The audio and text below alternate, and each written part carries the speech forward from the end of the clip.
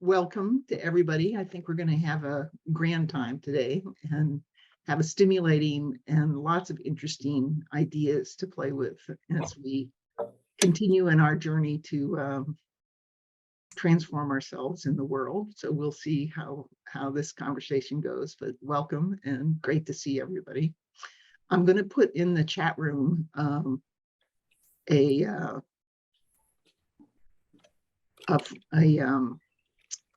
link to our recordings in case you are interested in using this recording at some point in the future.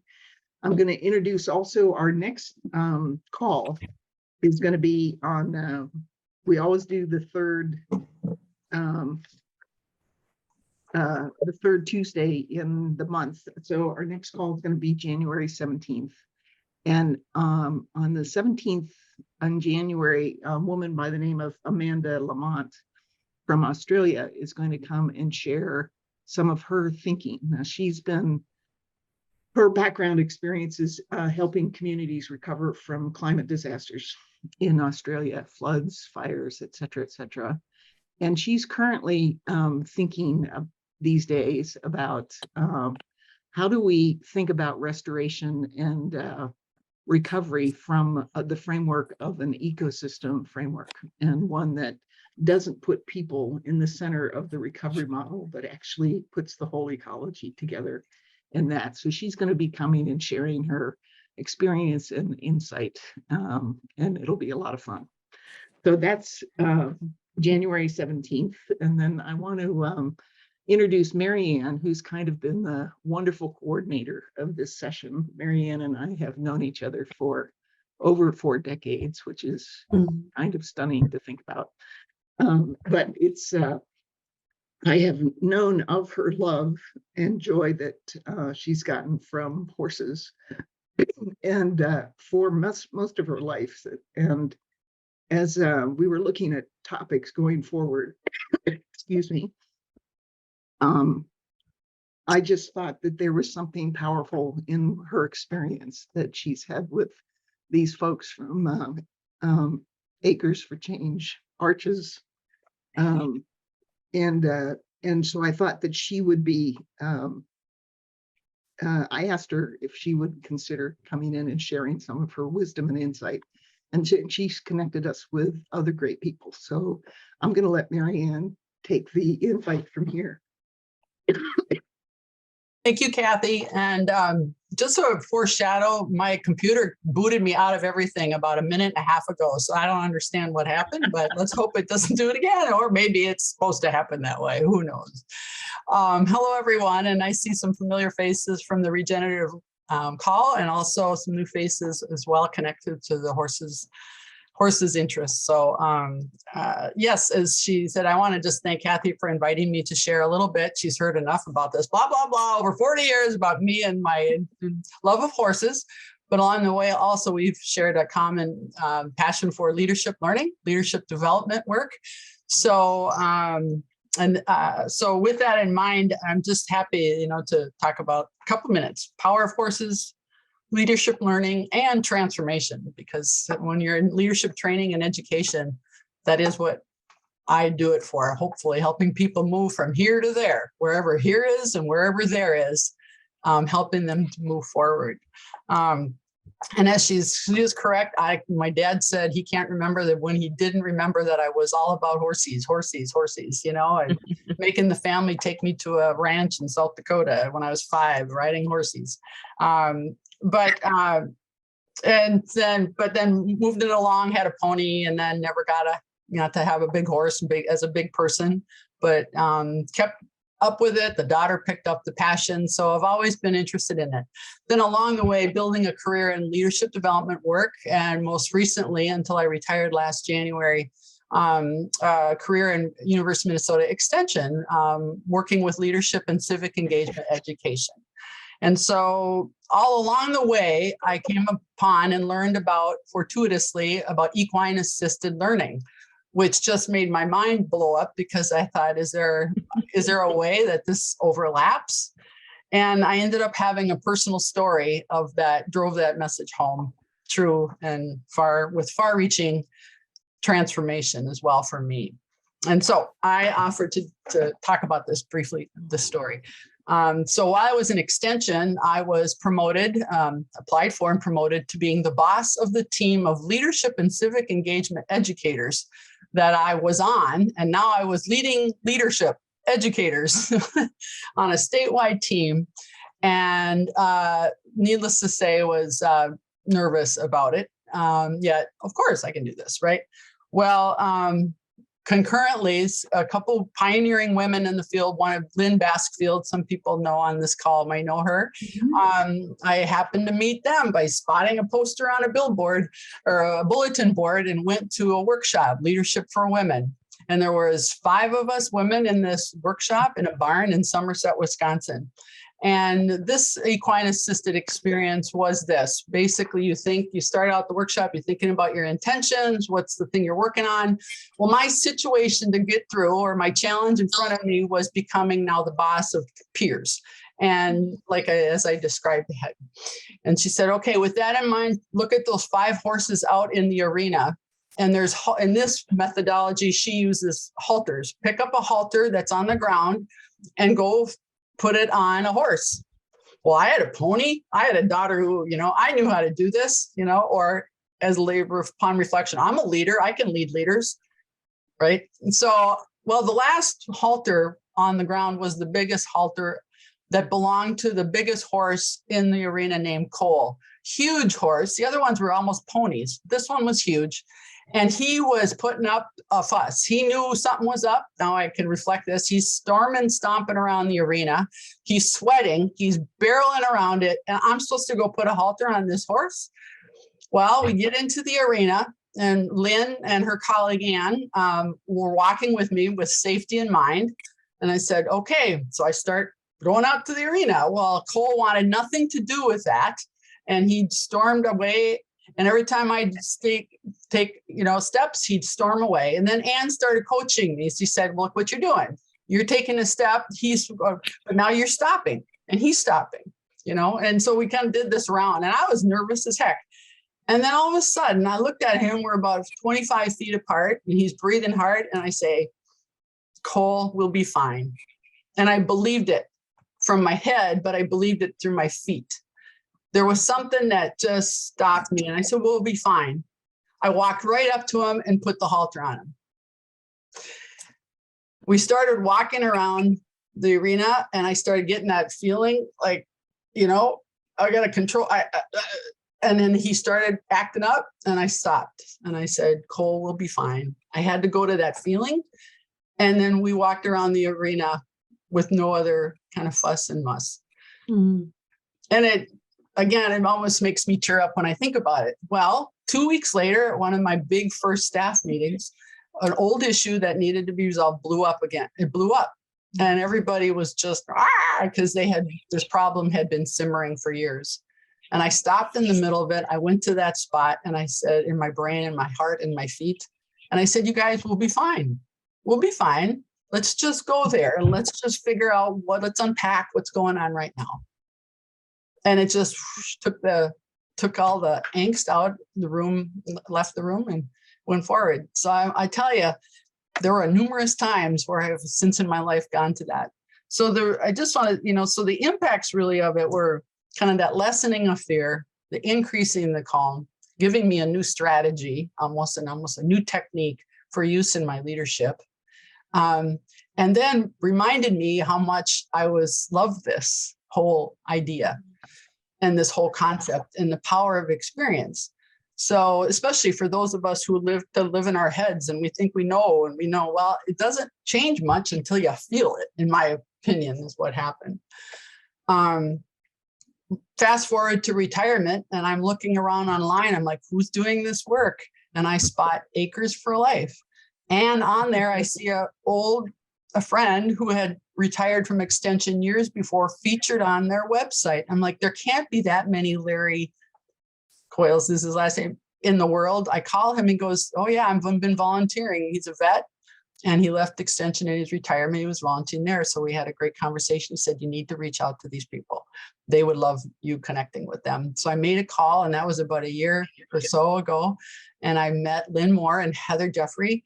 And in the process of the volunteering I've done at this wonderful place and space called Acres for Life, I have gotten to know them. And I've gotten to learn now about a new and exciting framework, or new to me, but grounded in lifelong pieces of work that has been co-created by Lynn and Lynn Thomas, who you see on this call. And I see Amanda's there. There's a co-facilitator team that have come up with this amazing framing. And I've gotten to learn now some of the backstage concepts to help bring this sort of learning and experience to life. So I guess with that in mind, I just want to say it's been life-changing, and it continues to be, and completely unexpected. If you would have told me I'd be sitting here a year plus later talking about the story of coal, which happened about 15 years ago, I would be surprised. So I think with that in mind, today I'm going to now hand the microphone over to Lynn Moore. There's two Lynn, so you get Lynn Moore and Heather Jeffrey from Acres for Life. So Lynn and Heather, take it away. All right. Well, thank you, Marianne. That was a beautiful story. I love hearing that story and all those connections. Heather and I are going to share just a little bit about Acres for Life. And I am going to attempt to pull up a couple slides only because it will help us stay on track instead of we love this and could talk about this forever. So does everybody see the slide? Yep. Okay. Got it. Well, thank you everybody for being here today. We appreciate it so much. I am the founder of Acres for Life, co-founder and CEO. That is my role here at Acres. Among other things, chief bottle washer, scoop, stall cleaner, all those type things too. But Acres for Life started from a story as well, my own life. I went through a very difficult time, one of the darkest time in my life. My professional career was going wonderfully. My personal life, not so much. And I was kind of a shell of a person. And back to 25 years ago, 4 horses helped me find my way back. I knew nothing about equine therapy, equine learning, but I knew about the power of nature and the power of animals. In fact, I have a golden retriever right by me that is trying to get into the presentation, so he might join in my lap in just a minute. Anyway, those horses back 25 years ago helped me transform my life and change my story to where we are today. So Acres is in Minnesota. We're a nonprofit, and we founded. Can you hear me okay? Yep. Okay. Founded in 2001. Currently, we have 17 horses that we are privileged to stand with and alongside and be part of how this transformational work happens. 16 professional facilitators and 15 regular volunteers help us to show up each and every day. This year, when we started our first year, we did 4 sessions that entire year.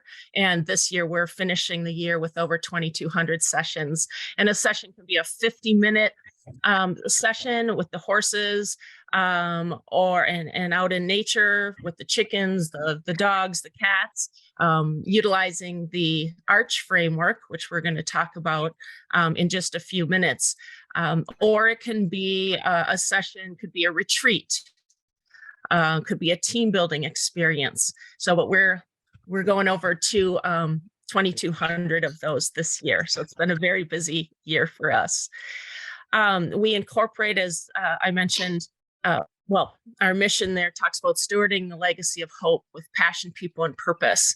And that actually came organically out of a equine session that Lynn Thomas helped facilitate, and Amanda Graham was here, and we were doing a training at Acres for Life, and our team volunteered to be the team to go through the process. And our mission was built right there, and it's just perfect for us. This is a place where people find hope, healing, and transformation, personal and professional. And as I mentioned, I've been working with Lynn Thomas for about 20 years in another model. We worked with Amanda and other co-facilitator or co-creators to create Arenas for Change about a year and a half, 2 years ago. And Arenas for Change, we call it, nickname is ARCH. So Arenas, AR, and Change, CH. So the ARCH framework, where we come alongside folks to help facilitate change through story. We believe that stories matter, that stories are powerful. I know this group believes that too. It's a way of connecting, communicating, and facilitating change. I think I'll pause and I'll hand it over to Heather if you want to share just a little bit more about how we incorporate the horses and nature into the story and into the change process. Yeah, I'd be happy to. Hi, everyone. I'm Heather Jeffrey. I'm Chief Operations Officer at Acres, and I've been with Acres for 17 years now. So really grateful to be alongside Lynn and the rest of our team. Just hearing even your guys' intros and then hearing Marianne's story, I have a feeling that I know I could talk about this forever. So I'm going to try to keep it really short, but the power of nature and horses in facilitating change is absolutely incredible. Everything in our space becomes a character in our story. The horses all become characters. Nature becomes characters. Just this past week, we're out in a session with the horses in a fenced environment, and they're talking about boundaries and what boundaries do. And just as we're talking about it, these deer come leaping into the pasture. There were 3 different ones. One went over, one went through, and one went under the fence. And then they're all, running through, and then off they go. And it was just this speechless moment where you were just amazed, like not only by the splendor of nature in that moment, but you were just so moved about, wow, who or what are these characters that the boundaries, as we've been talking about, are affected differently than the horses or ourselves. And so then that created a whole conversation around boundaries and gates and all of those things. Earlier this week also, and I know Mark, who's also from Minneapolis, can appreciate this, it was cold and it was snowing and it was blowing. And we had clients outside with us because we're always outside, the power of nature. And they said, can I go into the shed? And so we stepped into this 3-sided shed where there was relief from the snow and the ice and the wind. And that became their conversation around the shelter and their values and those things that keep them safe in the storms of life. And so it's just this opportunity to explore who and what those characters are. The horses themselves, this was just this past weekend on Saturday, we had a client who's really struggling in his home. And we have 3 different areas in this pasture, and all the horses came up into this small area, ears back towards one another. And he's like, well, there's me and my partner as he's watching the horses interact with one another. And I'm like, wow, what brings them all up here? And he's processing through what it feels like to be in this small area with that idea of ears back. And he's like, they're all, she's all up in my grill, is what he kept saying, up in my grill. And with that realization, as he's watching them all swirl in this small area, he's like, but there's gates open. Doesn't anyone realize they can get unstuck? I'm like, oh, so we explored unstuck. And that literally, I could not have scripted it better, but it was at that moment that one of the horses saw the open gate, led the way, and they all went running out into this huge pasture. He's like, my God, it's the pasture of opportunity. And so you can't even explain why the horses do what they do. But just like Marianne was saying, you feel it. You don't cognitively think it, you feel it, and it shifts everything. It changes everything because of how the horses are and what the nature and the weather and all of that provides. I could talk forever, but I'm going to toss it back to Lynn and she can pick up from there. Thank you, you guys. Thank you so much. You can tell how much we love this, and we are just honored to be joining with folks in their stories. I'm going to hand it over to Lynn Thomas to share a little bit more. It's been fun to be part of Lynn's story and create Arenas for Change. So Lynn, do you want to take it away? Yeah, thank you. Hi, everyone. Nice to meet you. And thank you for joining us on this.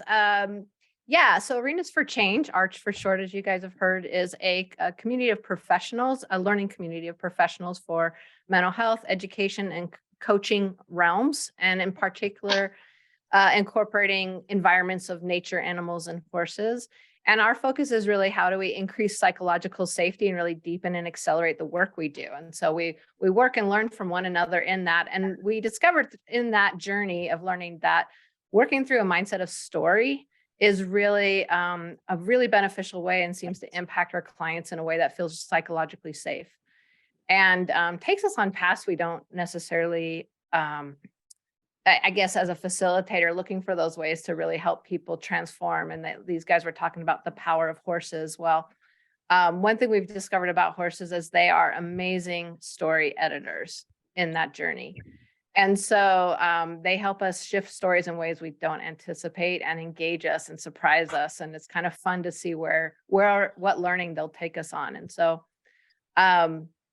so ARCH is a membership subscription-based kind of membership platform through online and in-person learning. And we do community calls like this, which has been really wonderful learning from each other. So yeah, basically this is our focus: stories plus horses plus nature. And animals in general is what helps us truly transform, can assist in that transformation. And one of the benefits of stories is we can experience our life experiences through different perspectives. We can experience it as a character, which is how we live life generally, like we're feeling, we're in it, we're in the middle of it. We can also then take a step back and look at it as a viewer. We can look at it as a director, and we can look at it as an author. So we support clients in that journey. And so we thought, rather than continuing to just share and talk about it, that we'd actually take you guys through an experience of co-creating a story or building a story together, in the sense we're going to do it together, but that you're going to do your own individual stories. And so we don't have real horses here, but we are going to utilize pictures of horses, which also is wonderful to do too. We are. And My thing just cracked. So let me just open it up really quickly. Oh, yeah, no worries, because I'll still kind of, so if you guys have either a piece of paper, you might want to jot some of your thoughts down as we're going through this experiential process together. Or if you like to type on your computer, just know some of these things might be, as we go through this, something you might want to take some notes down. But yeah, what we're going to do, I mean, stories are about journeys of transformation. And we love that we came up with the name ARCH as our name, because arches are symbolic of new beginnings, new perspectives, and transformation. And we look at a story as we start on one side of the arch, and that's kind of that beginning stage of where's the story going to take me? Do I even want to move forward? Do I even want to go through a journey of transformation? Then you have the middle of the arch, which is the very messy, it goes up and down all around, plot twists, a time of the story. And then on the other side of the arch is that moment of transformation, which we call the arch moment in ARCH. So we're going to take ourselves on a journey here of a story. And sometimes stories start off with asking ourselves a question. Perhaps we have a question in mind of something that's kind of going on in our lives, whether it be around leadership, whether it be around anything else personally or professionally. Sometimes our clients create stories that are make-believe, so it doesn't even have to be a real story. And sometimes, stories about other people. So just know that it's really open and broad. And the idea is that this story is going to take us in directions that maybe brings new insights and new awarenesses we hadn't thought of. So if you're thinking about a question in mind, the other thing is we're thinking about stories tend to have general premises. If you think about stories, movies, whatever, they kind of have general themes. And we've come up with 4 primary categories of what those themes are. And that is, stories are about a character, characters going through transformation that are either about a situation to get through, a challenge to overcome, a relationship struggle, and this can be a relationship with others, relationship with ourself, relationship with beliefs, with our environment. So relationship struggle of some sort, or a limiting belief or beliefs. So a situation to get through, a challenge to overcome, a relationship struggle, or a limiting belief. So I'm mentioning those to see if whether you have a question or don't have a question. And if any of those four things suddenly kind of like, that sounds like it would be an interesting story to unfold today, you can kind of pick one of those areas of focus. Okay. So, all right. So I think, Lynn, we're ready to go ahead and bring up the horse pictures. Okay, here we go.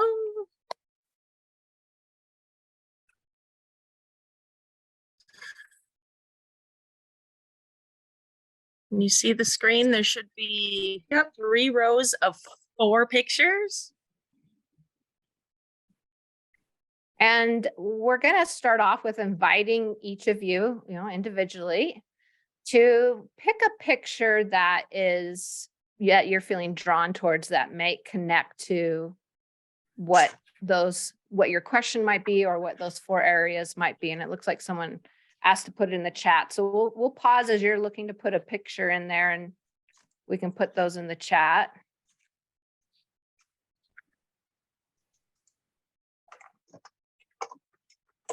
And also in the chat, if you want to say, hey, I can't see the picture very well, could you, oh, it looks like Kathy's doing that. Thank you, Kathy. And Marianne, thanks, guys. Put those in the chat. If you want to put in the chat, like, hey, can you zoom in on picture number 2 or something like that, we can do that quickly as well. But the first step is just picking a picture that you're feeling drawn to that might start reflecting the beginning of this story.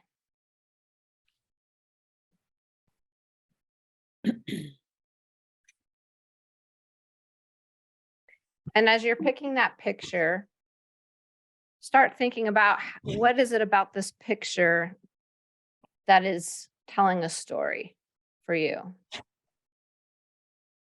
And it looks like someone wants number 3 to be, and number 8 brought up, Lynn. Okay. There's number 3.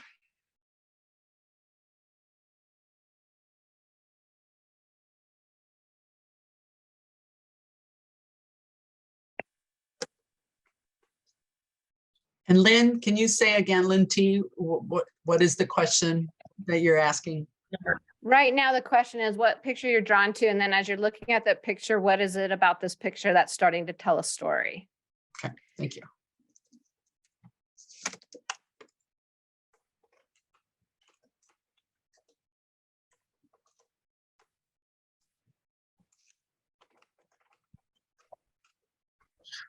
Okay, and I think we can go to the full, there we go, yeah. So we're gonna invite you guys now to start identifying various characters you're seeing in your picture.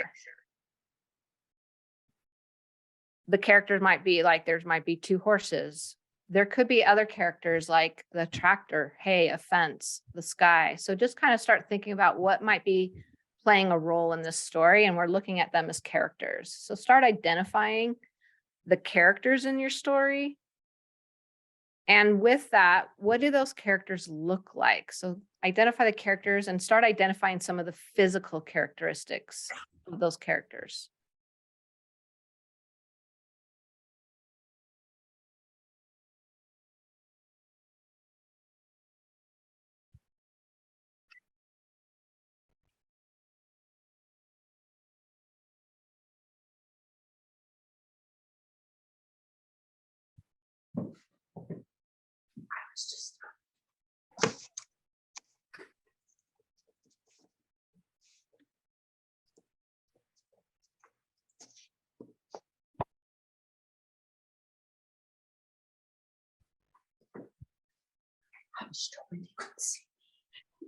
And as you're starting to identify those physical characteristics, go ahead and start asking yourself, what are those characters feeling? And what are those characters saying? What are they feeling and what are they saying in this story? Lynn, more, someone would like picture 2 to be close up for a minute, if you could. You bet.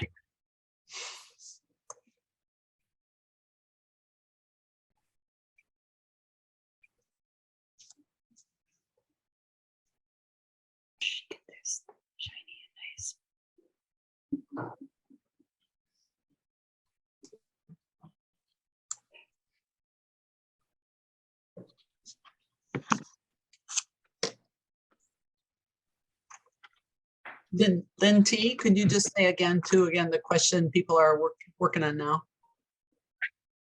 What do the characters look like? What are they feeling? And what are they saying?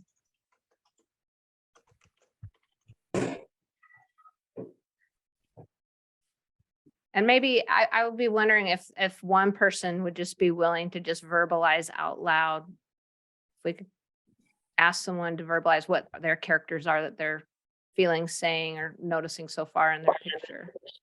Here. I'll go if you want that. Okay, thank you, Lowell. Great. All right. Well, I'm on picture number 8, and let's see. Oh, that's just terrible. My first horse ever was a leopard Appaloosa. Got So it. that's the initial draw. His name was Sundance. I'm looking at this guy. He's an old timer who's been there and done that.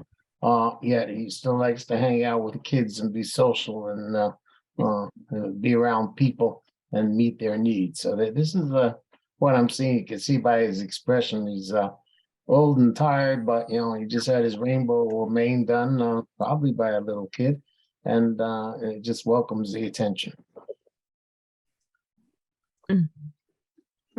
Thank you. Cover all that, the surroundings, not too much, other than the expression in his eye and his face that he enjoys the comfort and attention.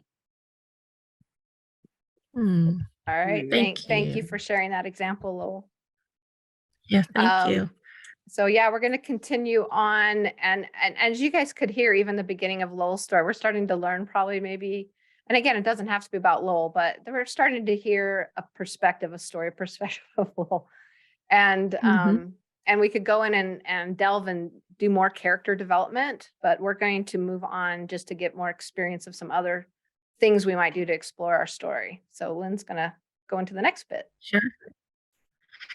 So continuing with your story, another way or a component of developing it and gaining insight is looking at timeline. So thinking about your story and the characters that you've identified, what timeline are they in? Past, present, or future? So thinking about what they're as you're looking at it right now, are they in past, present, future? Take a few minutes to think about that and what might they be experiencing in that time frame.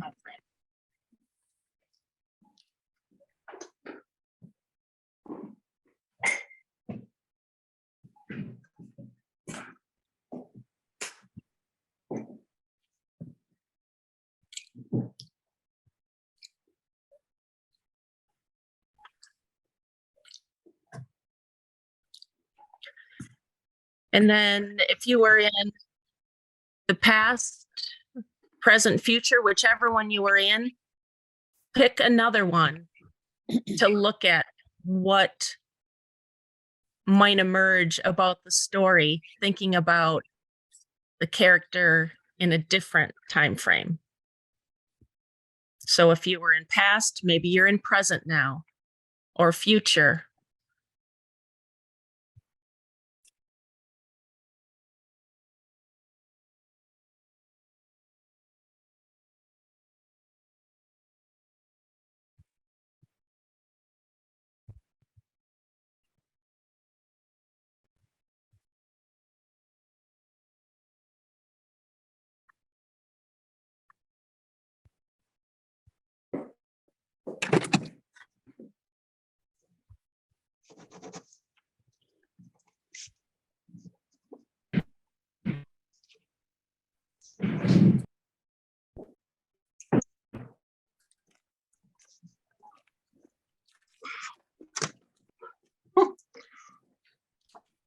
just had a. And maybe what is it about in that Have to picture attend that this meeting, is so it just doesn't to the time frame? the Arch meeting. I have too much shit going on. Lynn Moore, can you say that one more time? What is it too, as you're looking at this picture, what is it that may be speaking to that time Yes, frame? Dennis. What is it about If this it's- picture that's speaking to that new time frame? Okay. Yeah, new one or the other one. Just what elements, what characteristics Tell me somebody might be could do the making same that one I time did. frame up? What do Okay. you want? Well, then I'm supposed to get that?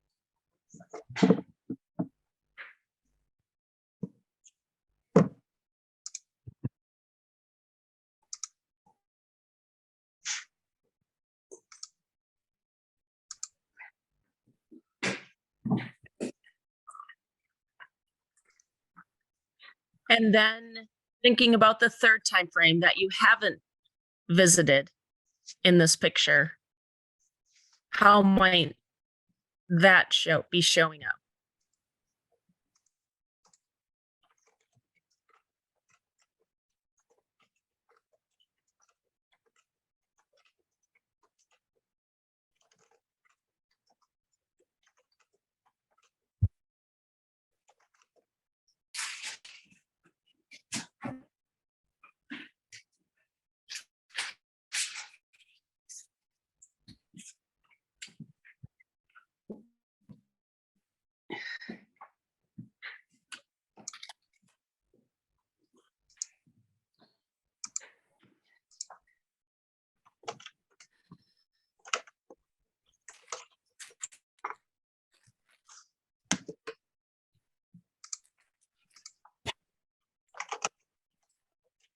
So the characters in the story itself has a past and a present and a future, and we can look at those and what messages those are providing.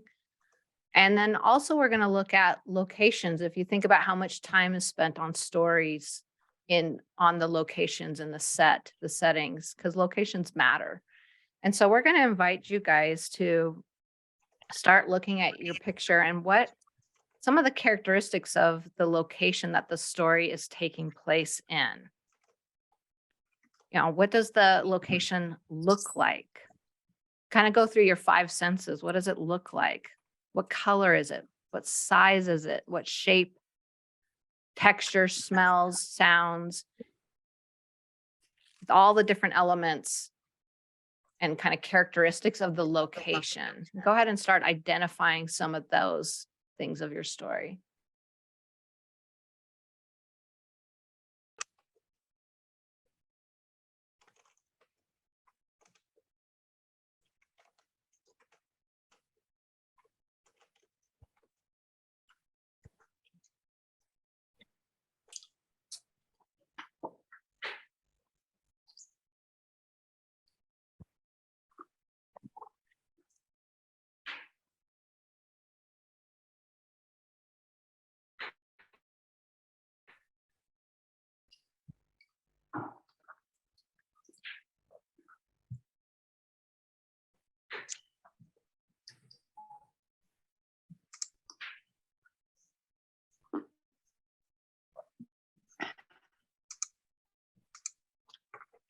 You can zoom in and out and get those kind of perspectives about the location too. And as you're defining some of those different elements of the location and those characteristics, go ahead and start thinking about what messages might each of the elements of the location be sending? Because that's all part of a story. And every part is sending a message. And so what might the location itself be sending? What messages?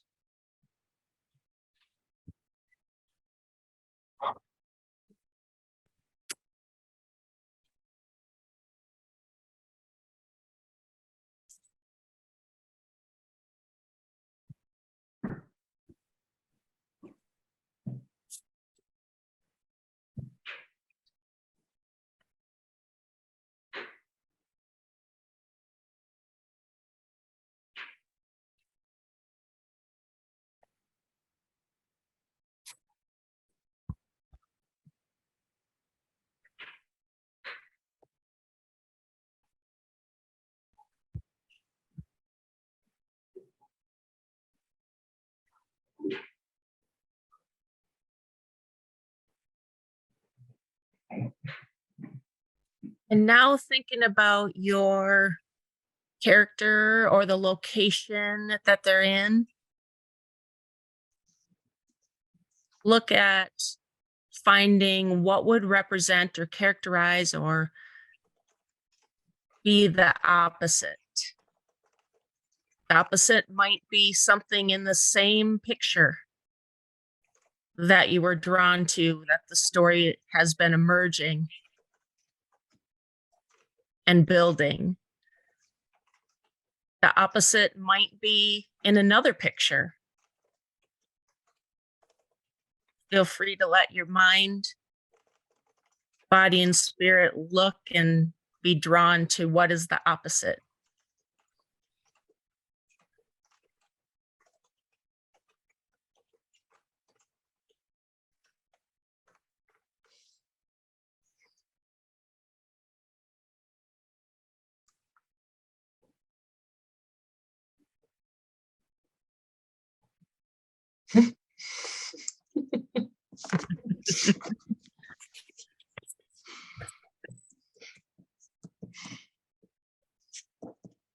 And many times within the opposite is the transformation. We're just asking, what is this other side of the arch? What is one side? What is the other? And what might be emerging or working on or achieving a transformation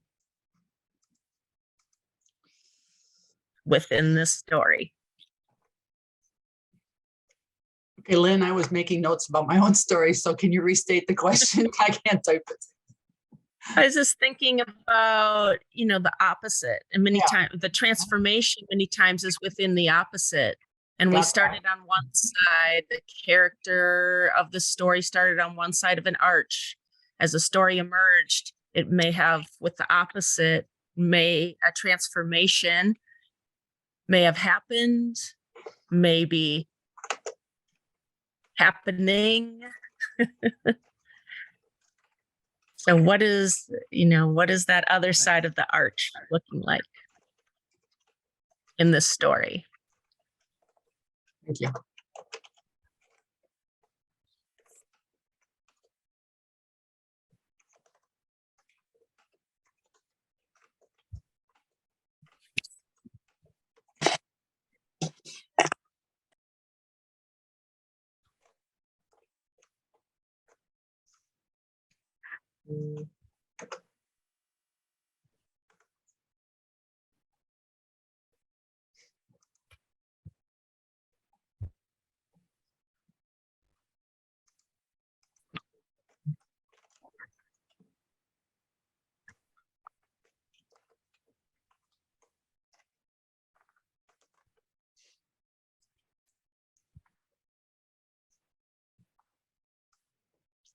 So we're gonna wrap up this experience with one more question.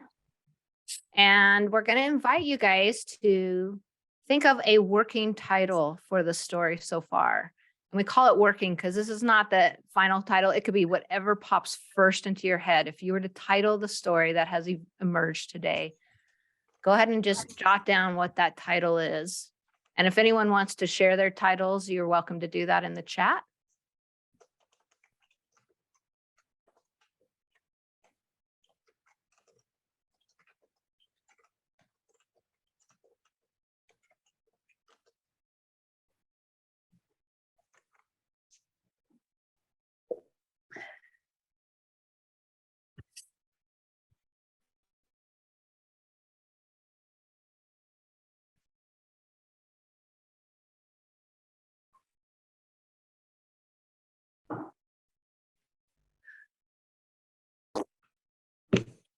And I know we like powered through this. There's a lot more we can do with this, but this is just to give a beginning feel and idea of what an experience like this can feel like. And just with our limited time, but hopefully that gave that sense of what could emerge by just going through a process like this. And if you can imagine being in a space with nature, with horses that are moving and changing your story in unexpected ways, that just adds that extra dynamic and benefit to the learning journey. We call those plot twists. Plot twists that the horses give. But I think now is where we'll turn it back over to, I guess, Marianne and Kathy for, I guess, sharing any thoughts from the group. I'll just say a really quick thought. One of my, I think, Heather, if you could see me on, because we can't see everybody all the time, my grinning, because I just had this arch moment. Something that related to my family experience on Sunday. Here it came out in here, and I completely did not expect that plot twist, but it gave me great humor and joy to see it happen in real time. So thank you. I want to add that I was using this in an organizational leadership graduate program from about 2011 to about 2014. We were reading Parker Palmer's A Hidden Wholeness, and we were using it for individuals as well as work environments, group situations. And the impact on students individually as they encountered their fear, overcame it, in some cases didn't. The value of being in a totally different environment with their class members. It was pretty remarkable, pretty extraordinary, to the point where the program determined that every class going forward was going to experience working with the horses. It was a revelation, an epiphanal moment for those students working individually as well as together, to realize that in most cases, the nonverbal communication, to use the vernacular, the energy, the vibrations that were being shared among the animal and the people was profound for most of them. The director of the program participated, and that did it. We had been doing it already for about a year, and when the director came and observed what was happening, said, this is it. We have to include this. It's so invaluable with something such as A Hidden Wholeness to better understand the impact on leaders and groups they're involved with is absolutely stunning. So I'm just throwing that one out there too. It's cool stuff. So we were thinking at this time we would invite people to share their connections, observations, questions, experiences. Thank you, Marianne. And just kind of see where the rest of the conversation goes. We got about 10 minutes left before we end our conversation today. Well, I just want to thank you for leading us through this experience. It was really helpful to actually be led through it and see how it works. And I got a lot of ahas for myself choosing the number 3 horse, which was the powering forward. And I'm in a season where our nonprofit therapy farm is getting ready to kick up to another level. We have some new leadership in our board, which has been awesome and very comforting and feeling safe to me. So the number 3 horse was the deep snow, and some of the safety and limitations of being in a fenced paddock and the sense of confidence that horse has. I feel that in a lot of ways, but also that horse is alone.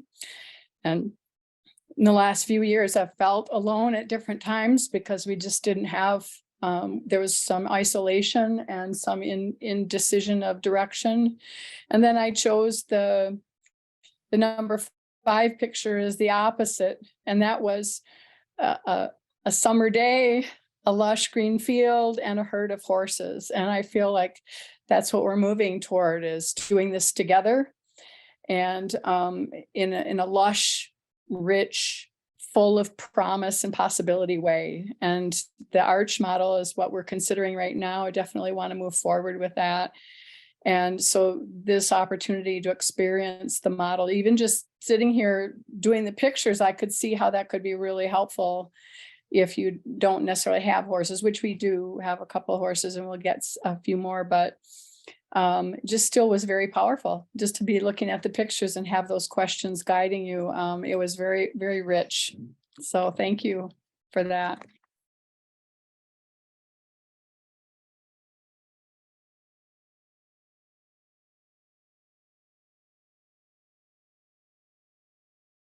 I've been Thank you for playing with- sharing. Go ahead. Who's next? Who is saying somebody was? I think, Lynn, are you able to share a link to the pictures that you're saying? Okay. No, I was thinking to the Yes. Rich's website. Also, Both websites, Kathy? yeah. Uh-huh. Okay. Two. Cool. I liked how you originally said Acres for Change. And I was like, oh, that's if Acres for Life and Arenas for Change got Yeah, married. it was just a little bit brain fart there. Sorry about that. Yeah, we It's can okay. I change like that. So I think one thing that's interesting too, Julie, as you were sharing that even the pictures, not even live horses, right? And we can have this emotional, deep connection. And that's what we're finding too, is I've been doing this 22 years now with horses and nature. And there is something about this next level of incorporating story, the Arenas for Change framework, and the way we go through it and the way we ask the questions and the way we come alongside as story editors with, we're not authors of our client's story, right? However, we come alongside and we're in different roles. We're viewers and listeners, where they feel really seen and heard in this process, whether it's with real horses, or it's with the horses on the screen or nature pictures or whatever that is. It can be dogs and chickens as well. But we come alongside viewers and witnesses or listeners, and then we can be story editors, and we can help them, think about maybe areas to develop the story a little bit more. So the Arenas for Change framework really is helping us take this to another level and much faster, it appears, for this transformational insight to happen. I saw Lowell. Yeah, go Yeah, ahead, what- Lowell. It looked like you wanted to say something earlier. Yeah, I want to know next steps. Again, I'm not a counselor. My background is 50 years of being a healthcare administrator, retired and consulting now, but I've had the ranch for 20 years. I've done a lot of some therapeutic work when I was in skilled nursing and riding therapy and then more equine assisted, but I do have a number of social workers and KSAC workers interested in getting involved in a program. I've looked at EGALA, which is a much more technically involved and longer training. So what do I got to do to get my people who are interested and starting at my facility? How do we proceed? Lynn, do you want to speak to that? Sure. Yeah. Thanks, Lowell. I mean, we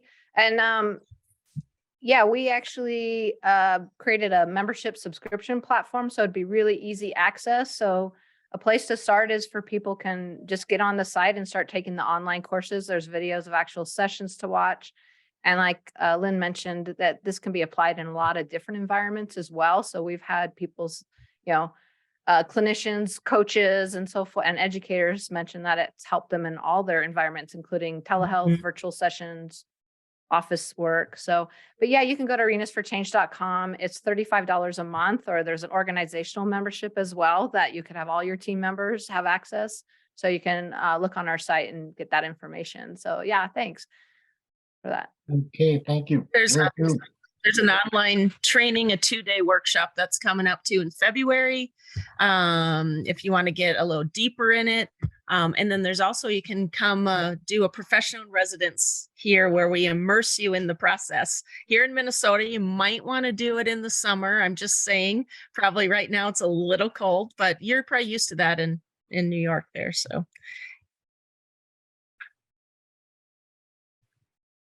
You know, I've been in my coaching calls, I often get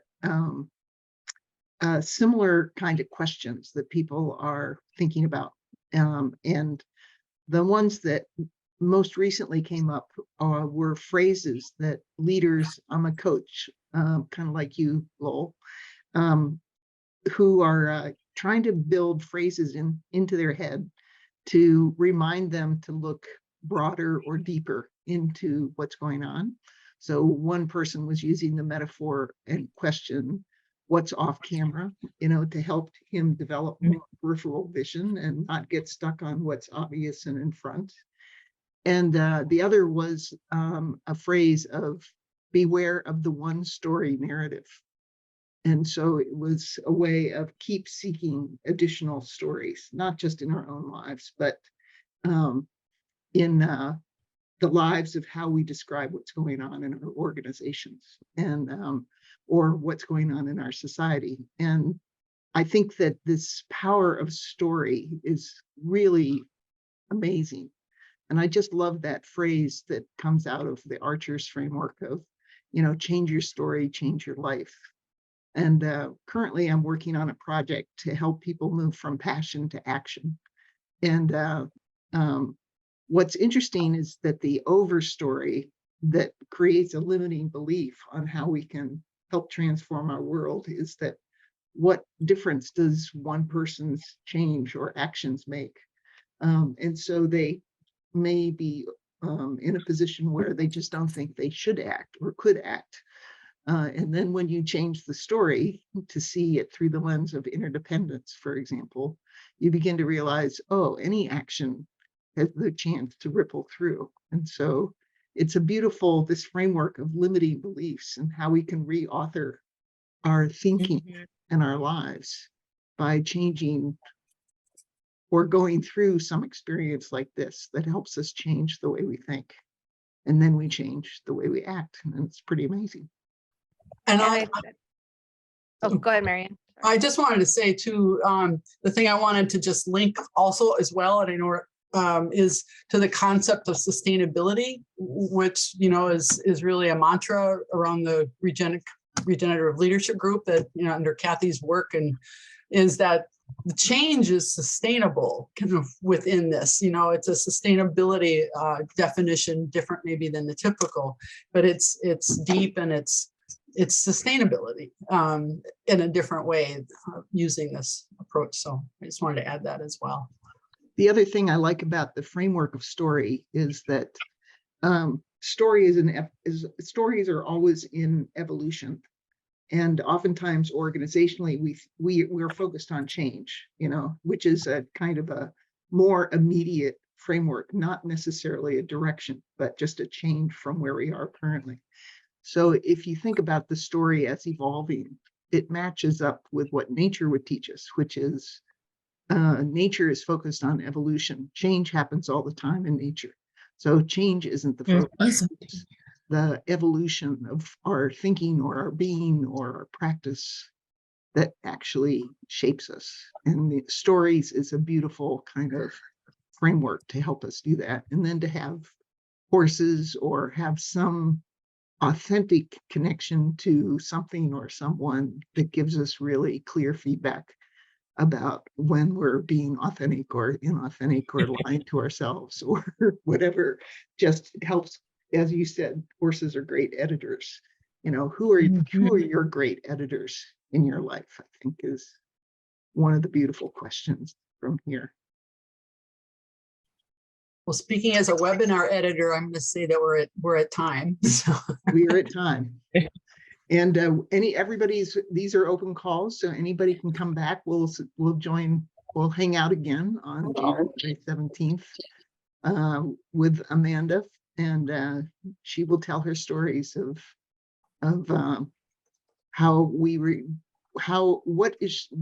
what has she learned from helping communities and ecologies recover, and what are some of the new provocative thinking that is arising from her work in Australia. So all seriously fun. So thank you. And if you haven't already put your website in to the chat room, you might want to do that so people can connect to each other. And thank you so much for hanging out with us today. Seriously fun. Lynn, Mary Ann, and Heather, thank you so much. Thank you, guys. Thank you, everyone. Thank you. Thank you. Thank Happy you. holidays. All right, Stay warm and take care. Happy holidays. Yes, same to all of you. I'm not there in January because I'm on the beach in Hawaii. Oh, well, Oh, you poor thing. yeah, I might not gotta want get out of New York snow, so it's Yeah. okay. that sounds like a good place to be on the beach. Sure does. okay.